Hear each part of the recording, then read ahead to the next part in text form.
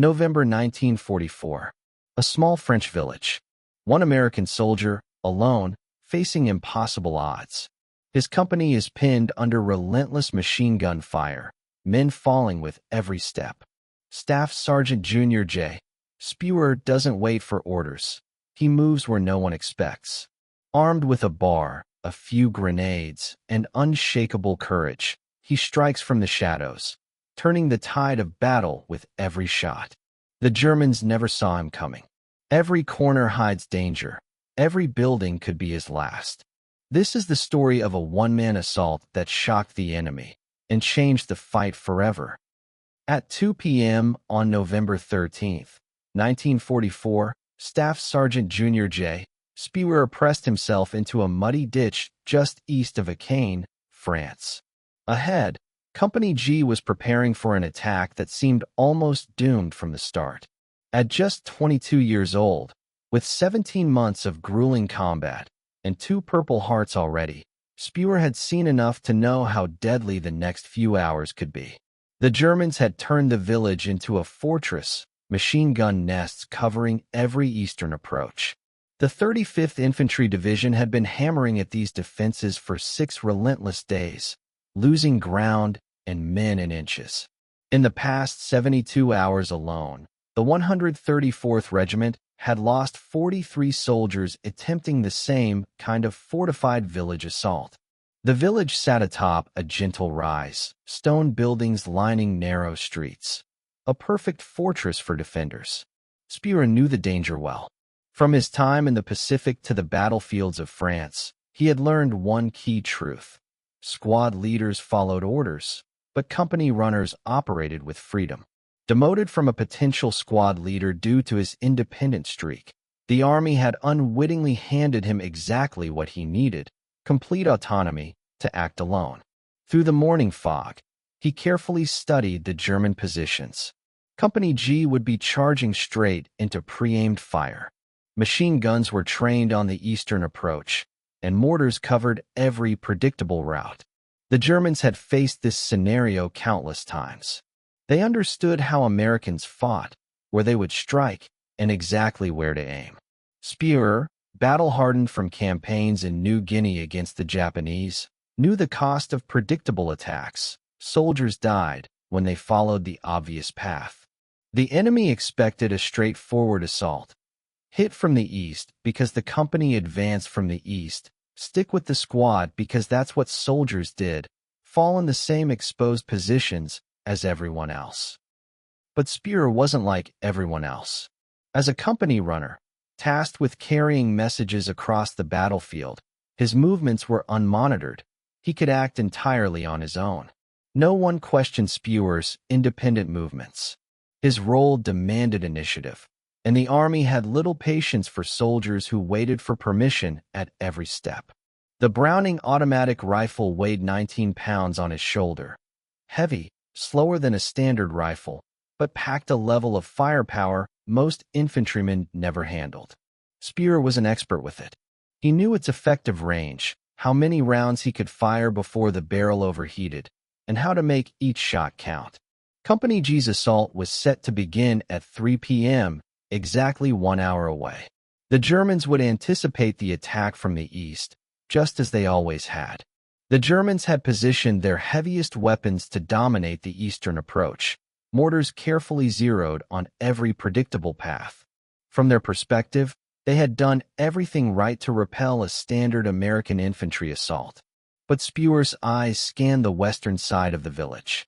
No American units, no covering fire, no support, yet also no German guns trained in that direction. The defenders had concentrated where they expected the attack, leaving the opposite side surprisingly exposed. They assumed no soldier would dare assault it alone. Spurer, however, had no intention of following expectations. He was about to exploit the one weakness they never saw coming. At 2:30 p.m., Spurer made his move. Company G was set to assault from the east in just 30 minutes, and every German weapon would be trained on that advance. While his comrades would face the full brunt of prepared defenses, Spurer planned to take a path the enemy never anticipated. He checked his Browning automatic rifle one last time. 20 rounds in the magazine. For more magazines at the ready, 6 hand grenades, and his M1911 pistol. He had everything he needed to fight through the fortified village, except for backup. Alone, he would have to rely entirely on his skill, instinct, and courage. At 2:35 p.m., Staff Sergeant Junior J. Spurer rose from the muddy ditch and began moving west, completely alone. He traced a wide arc around the southern perimeter of the village, navigating through November mud, using small rises, scattered trees, and natural cover to stay hidden from German observers. Every 50 yards, he paused, listening intently. From the east came the familiar sounds of battle, machine gun fire, German voices, soldiers preparing to repel the expected assault. The western approach, however, looked entirely different. No prepositioned firing points, no visible machine gun nests, nothing to suggest an imminent threat. Here, Spurer saw his chance. The Germans had concentrated their defenses where they expected the Americans to strike. Textbook defensive strategy: guard the front, assume the enemy would follow the obvious path. At 2:52 p.m., Spurer reached his starting point on the western edge of the village. Only 8 minutes remained before Company G's assault would begin. 8 minutes until every German weapon unleashed hell on the soldiers advancing from the east.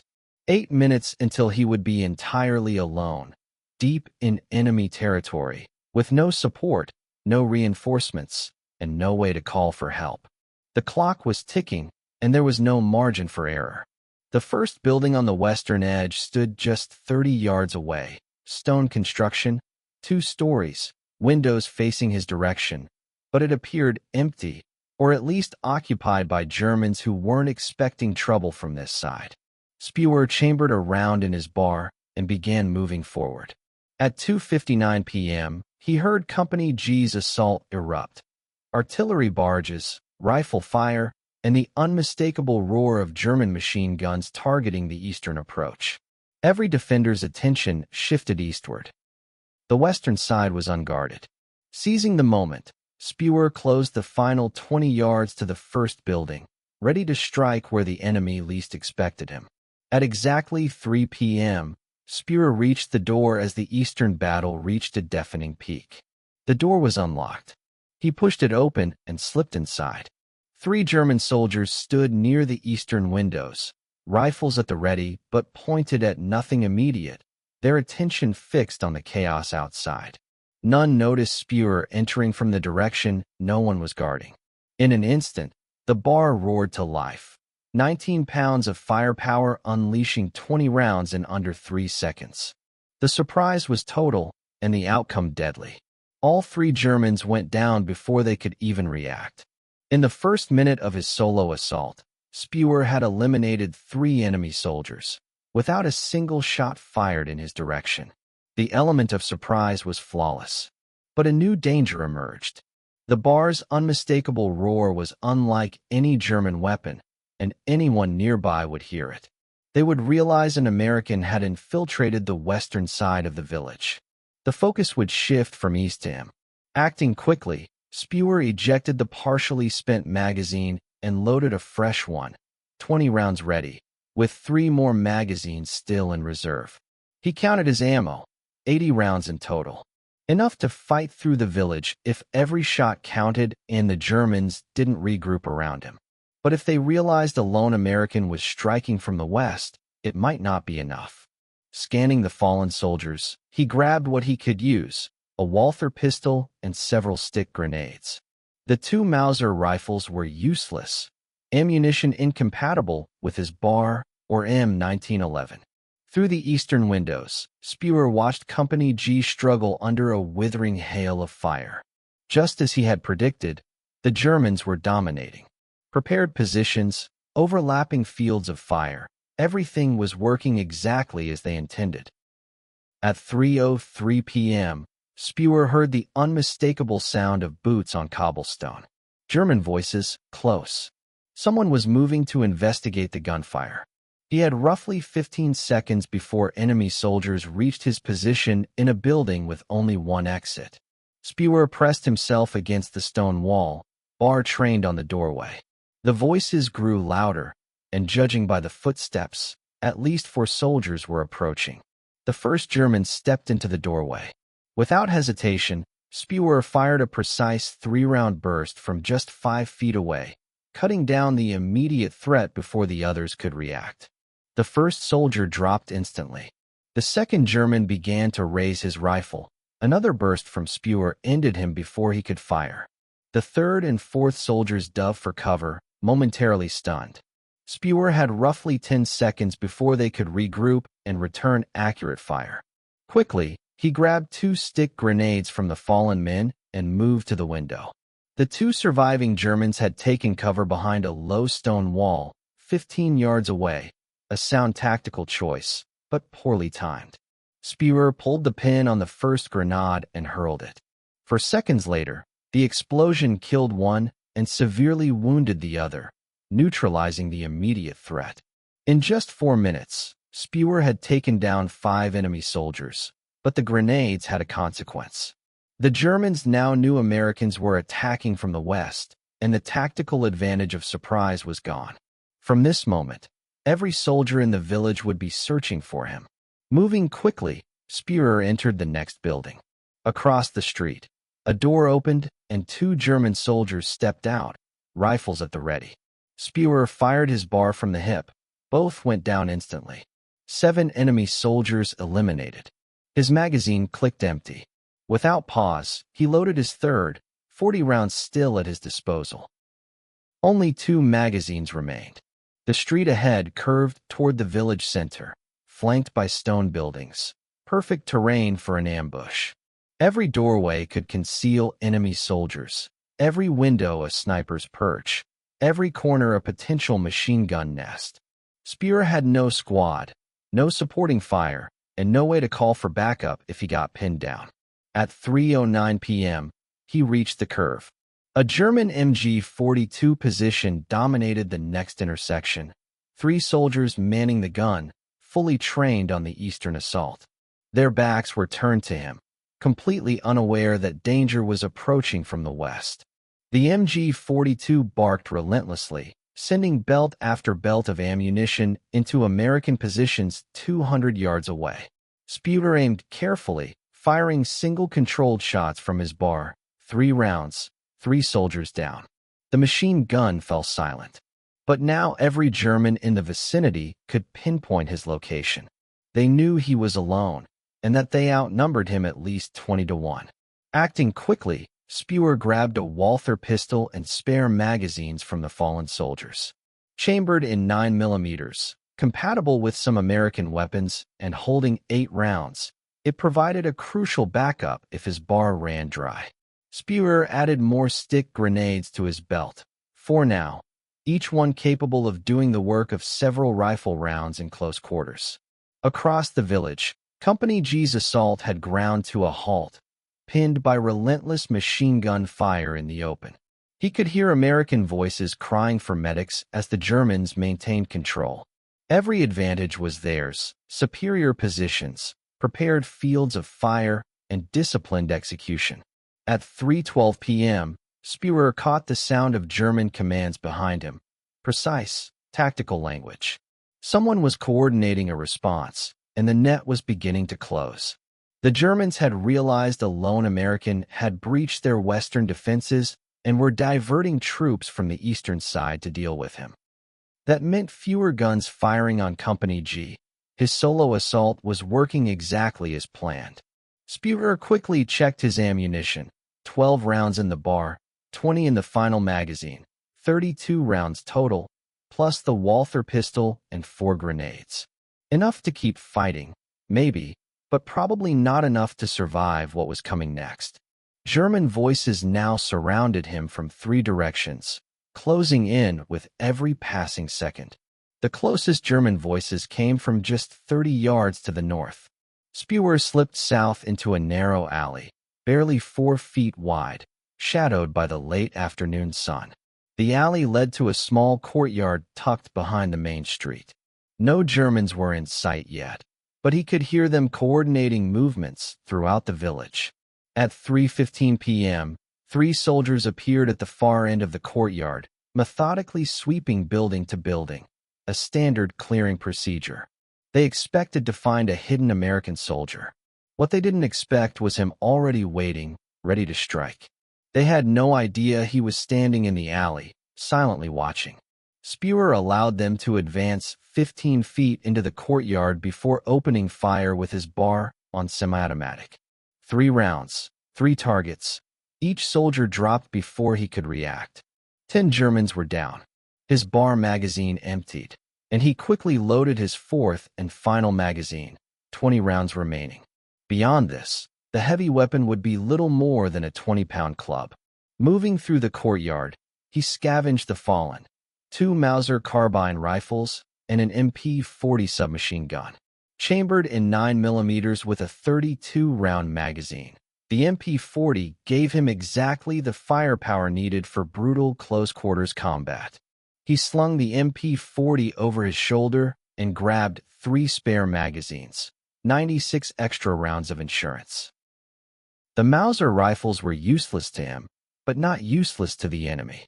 Spurer calmly removed the bolts from each rifle and tossed them into a nearby well, permanently disabling the weapons. Small decisions like that slowly chipped away at the Germans' capability. By 3:21 p.m., the noise from the eastern side of the village surged, rifles cracking, grenades bursting. Company G was pushing harder now. With German soldiers pulled west to hunt him down, their defensive line began to weaken. Spurer's one-man assault was accomplishing exactly what he had planned, creating the diversion that might save his company. With fewer Germans firing on Company G, the Americans had a better chance to push forward. Spurer advanced toward the center of the village, which was far larger than it appeared from the outskirts. Nearly 40 stone buildings, the kind of medieval French architecture that created natural fortifications, narrow streets, and limited sight lines. Defenders could hold a position like this for days against a conventional assault. Around 20 yards ahead, a German officer appeared, shouting orders and organizing troops to trap the intruder who had breached their western defenses. The officer spotted Spurer at the same instant. Spurer locked eyes on him, and the MP-40 roared faster than the bar. The MP-40 had a higher rate of fire than the bar, less precise, but devastating at close range. Spurer squeezed the trigger for a 2-second burst. The German officer went down instantly, along with 2 soldiers trailing him. 13 enemies were eliminated in moments. His MP-40 magazine was now half empty, 16 rounds remaining, with 64 more in spare magazines. But taking out a German officer brought a new complication. Officers coordinated defenses. Without leadership, soldiers fought individually rather than as a unit. Sometimes eliminating the leader caused the enemy to collapse. Other times, it only made them fight harder. Spurer listened as German voices rose, not tactical commands anymore, but angry shouts from soldiers who had just witnessed their officer killed by a lone American who had penetrated deep into their defenses. These were not men preparing to surrender. At 3:26 p.m., Spurer reached the main square at the center of the village. A German half-track was parked near the church, 3 soldiers scrambling to start the engine. They wanted mobility. They wanted the half-track's mounted machine gun, and they had no idea Spurer was about to stop them. The soldiers were desperate to hunt down the American tearing through their village. Spurer pulled a stick grenade from his belt, counted 4 seconds on the fuse, and hurled it beneath the half-track. The explosion disabled the vehicle and killed 2 of the 3 soldiers. The third survived, badly wounded, and instinctively raised his hands, the first German prisoner of the assault. At 3:27 p.m., with gunfire still erupting throughout the village, Staff Sergeant Jr. J. Spurer faced a critical decision: what to do with a wounded enemy while surrounded by hostile forces in the heart of a German-held village. He leveled his MP-40 at the soldier and gestured toward the eastern side of the village, pointing him toward the American lines. The wounded soldier understood immediately. Slowly, hands raised, he began limping east. No guard, no rope, just a single enemy moving toward capture, knowing the alternative was death. By 3:32 p.m., Spurer pressed deeper into the center of a cane. The village church loomed 50 yards ahead, its stone bell tower a perfect observation point. If the Germans controlled it, they could oversee the entire village and direct defensive fire. Spurer needed to clear it. 2 German soldiers emerged from a building to his right. They saw him, and he saw them. The MP-40 barked first. Both went down. 16 enemy soldiers were now eliminated. The submachine gun magazine clicked empty. He quickly loaded a fresh one. 64 rounds remained across 2 magazines. Suddenly, a window shattered above him. Rifle fire, dangerously close. A German sniper had taken position in a second-story room, a textbook urban warfare tactic. The sniper fired again. The bullet struck stone just 2 feet from Spurer's head. He dropped flat and rolled into a doorway for cover. The sniper held the high ground with perfect angles, making any advance suicidal and retreat equally dangerous. Spurer faced a critical decision: neutralize the threat immediately or risk being pinned until more Germans closed in. Calm and decisive, he pulled a stick grenade from his belt. The sniper was positioned 1 floor above, roughly 20 feet of vertical distance. A grenade tossed through the window had maybe a 50-50 chance of hitting close enough to injure or kill the shooter. But throwing it meant exposing himself for 3 critical seconds, enough time for the sniper to fire a lethal shot. Spurer crouched, exposed for just 2 seconds, and hurled the grenade through the window. The sniper fired once, the bullet striking the doorframe a mere 6 inches from Spurer's shoulder. Then the grenade exploded. The gunfire from the second floor ceased. 17 enemies had now been eliminated. By 3:41 p.m., he reached the church. The heavy wooden door was barred from the inside. Someone had fortified the position, and he could hear multiple figures moving within. Spurer circled to the church's side entrance, also barred and reinforced. The Germans had clearly turned the building into a fortified strong point. Spotting a small basement window, barely 18 inches wide and unbarred, he smashed the glass and dropped a stick grenade through the opening, counting for seconds on the fuse. As the grenade detonated below, he kicked in the side door. 2 German soldiers staggered out of the smoke, stunned and disoriented by the blast.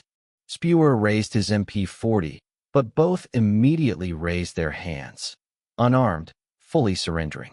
He motioned them toward the main square, securing 2 more prisoners. That brought his total prisoners to 3. Inside the church, Spurer discovered a German Panzerschreck rocket launcher. Resembling an American bazooka but firing a far larger projectile, it had 1 rocket still loaded, enough to engage fortified positions or enemy vehicles. Exactly the kind of firepower he would need if the Germans deployed armor or set up machine gun nests he couldn't flank. He also found an American bazooka with 2 rockets, likely captured earlier. The church had clearly been stockpiling anti-tank weapons, probably intended to stop any American armor should Company G manage to break through the eastern defenses. At 3:53 p.m., Spurer heard the rumble of a diesel engine approaching from the north end of the village. The Germans were bringing up a vehicle, likely another half-track, possibly something larger. They had realized that small arms fire alone couldn't stop a lone American who kept moving and acquiring new weapons, so they were escalating. Staff Sergeant Junior Spurer stood inside a French church, armed with 2 rocket launchers, as an enemy armored vehicle advanced to eliminate him. He had roughly 90 seconds to decide which weapon to use and where to position himself for an ambush. One miscalculation, and the vehicle's machine gun would pin him down while German infantry encircled his position. Survival depended on making no mistakes. Spurer chose the German Panzerschreck. It was heavier than the American bazooka, but its rocket could punch through thicker armor. He would have only 1 shot. If he missed, The half-track's machine gun would shred him before he could reload. Moving to a second-story window facing north, he waited. At 3:55 p.m., the vehicle came into view.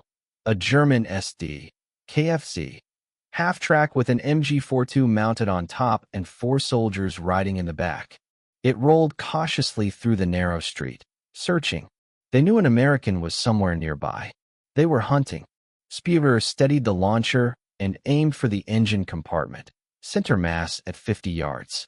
The Panzerschreck kicked violently as Spurer fired. The rocket struck exactly where he had aimed, and the half-track's engine erupted in flames, bringing the vehicle to a dead stop in the narrow street. 2 soldiers leapt out, wounded by the blast. Spurer raised his MP40 and delivered controlled bursts, taking out 19 more enemy soldiers. The 2 remaining men in the disabled half-track raised their hands, unarmed, and climbed out slowly. Spurer gestured for them to move toward the church. That brought his total prisoners to 5, walking wounded, all headed for the main square where American forces would eventually secure them. By 6:08 p.m., Company G finally broke through the eastern defenses. The sounds of battle shifted, American voices grew closer, and German resistance began to crumble. The defenders who had pulled west to hunt Spurer had left gaps in the eastern perimeter, which Company G now exploited. Yet the village was far from secure. German voices still echoed in the northern section, at least 1, possibly 2 remaining defensive positions. Spurer knew the village wouldn't be truly cleared until every enemy soldier was dead or captured.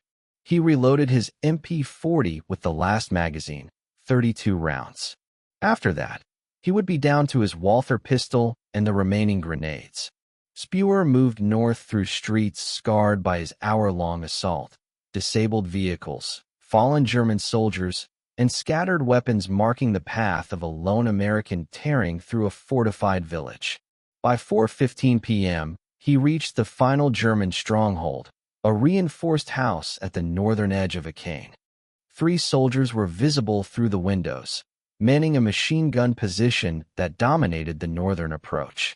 They continued to fight, disciplined and determined, even as the rest of the village fell. Spurer pulled his last 2 stick grenades and hurled them through separate windows, preparing to neutralize the final defenders. The 2 grenades exploded simultaneously, and the machine gun instantly fell silent. Spurer waited 30 seconds, ensuring no movement from the house, then advanced cautiously. Inside, he discovered 4 German soldiers, 1 killed by the blast, 3 wounded. All 3 surrendered immediately upon seeing him. With this, 19 enemies had been eliminated and 8 prisoners secured, each walking under their own power toward the American lines since Spurer couldn't spare time to guard them properly. By 4:23 p.m., the first soldiers of Company G reached the western edge of the village. They found Staff Sergeant Junior J. Spurer alone in the northern sector, covered in brick dust and cordite residue, holding a German submachine gun, surrounded by the unmistakable evidence of a solo assault that military doctrine had deemed impossible. The soldiers of Company G could hardly believe what they saw. They had been fighting for over an hour to breach the eastern defenses, taking casualties and making only minimal progress. And yet, one of their own, just a company runner, had circled around, attacked from the west, and single-handedly cleared half the village. By 4:30 p.m., the gunfire had ceased completely. The village was secure. Every building was under American control, and the remaining German defenders were either dead or captured. Company G had achieved its objective, but the real story was not about the frontal assault. It was about the extraordinary actions of Staff Sergeant Junior J. Spurer, who had fought alone and changed the course of the battle. From 2 p.m. to 4:30 p.m., 2.5 hours of relentless, solo combat. Spurer's actions had not yet been fully measured.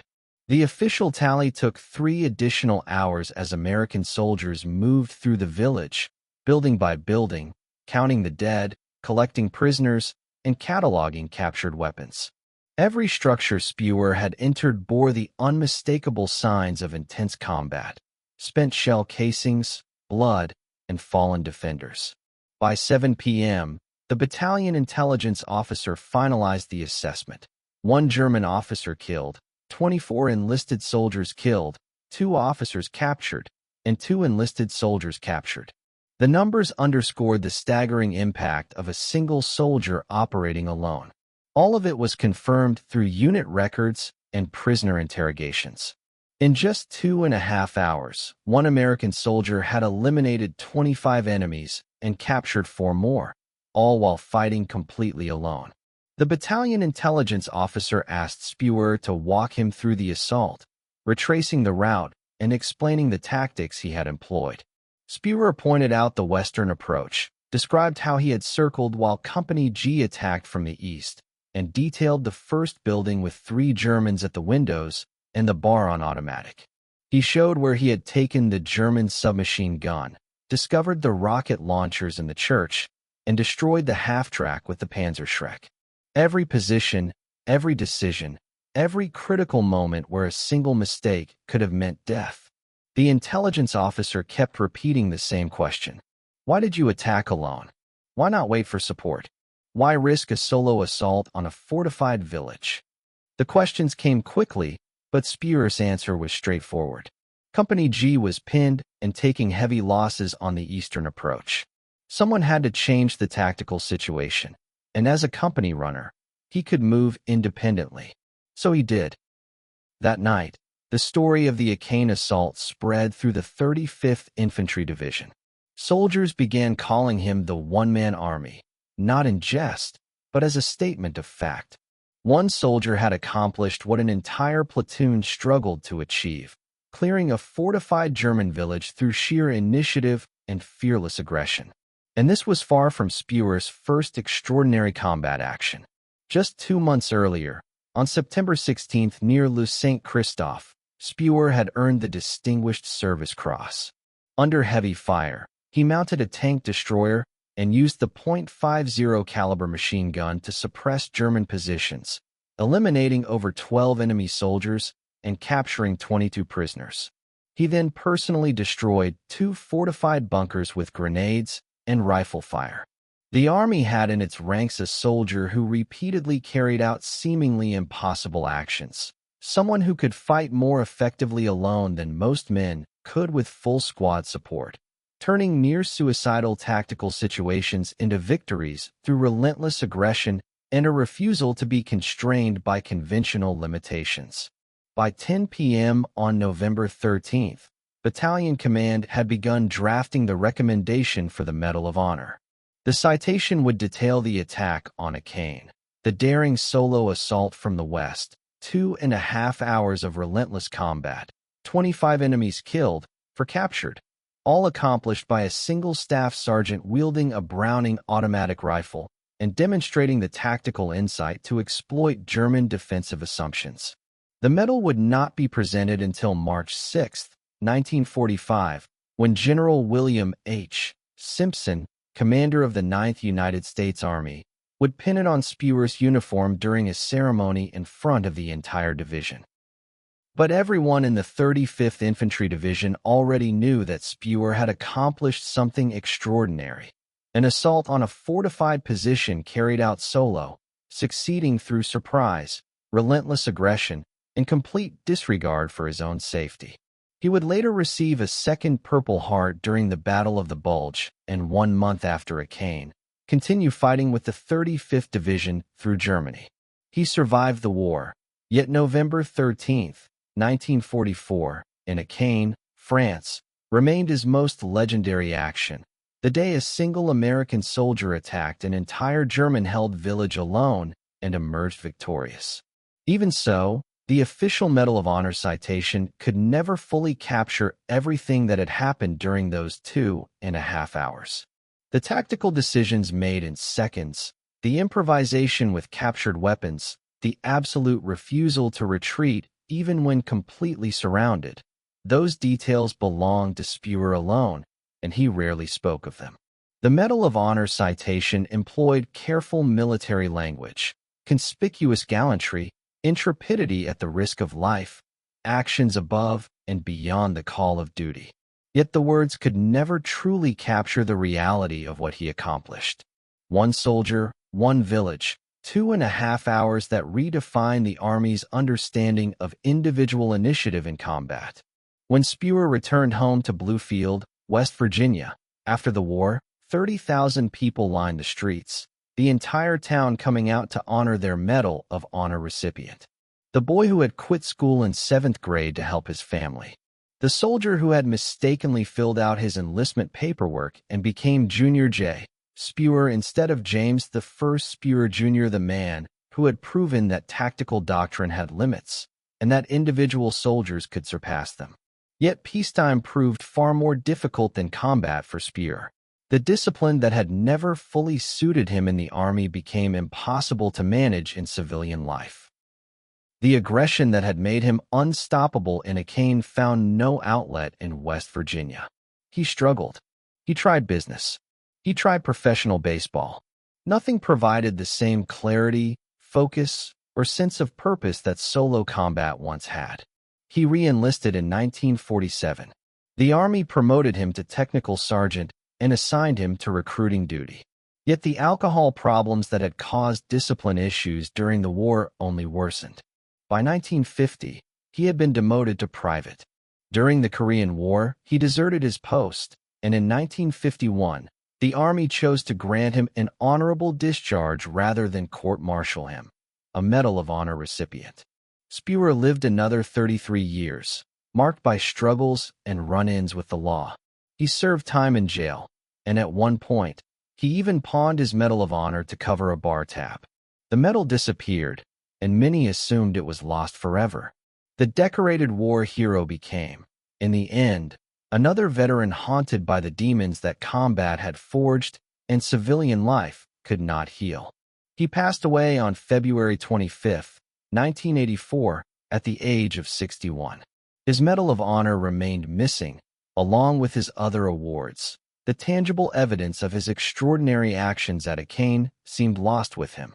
Yet in November 2011, a remarkable discovery brought those honors back into the light. A police officer, searching the safe of Spurer's late father, found the Medal of Honor, the Distinguished Service Cross, the Purple Hearts, and all the other medals he had earned, preserving the legacy of a soldier whose courage had defied the odds. On December 2, 2011, the military formally presented Spurer's medals to his two surviving sisters in a ceremony that finally gave his family the recognition he had earned 67 years earlier. Staff Sergeant Junior J. Spurer remains the only soldier from the 134th Infantry Regiment to receive the Medal of Honor during World War II, one of 473 awarded in that conflict and among 3,511 awarded in American history since 1862. His solo assault on a cane endures as one of the most daring and audacious individual actions in the history of the U.S. military, a testament to courage, initiative, and unyielding determination. If this story moved you the way it moved us, please hit that like button. Every single like tells YouTube to share this story with more people. Subscribe and turn on notifications so you never miss another forgotten story from the archives. Stories of soldiers who took on entire villages alone, wielding captured weapons with unmatched courage. Real people, real heroism. Drop a comment below and tell us where you're watching from. United States, United Kingdom, Canada, Australia, or somewhere else in the world. You're not just a viewer, you're helping keep these memories alive. Share if someone in your family served. Thank you for watching and for making sure Junior J. Spurer's bravery isn't lost to history. These men deserve to be remembered, and you're part of that legacy.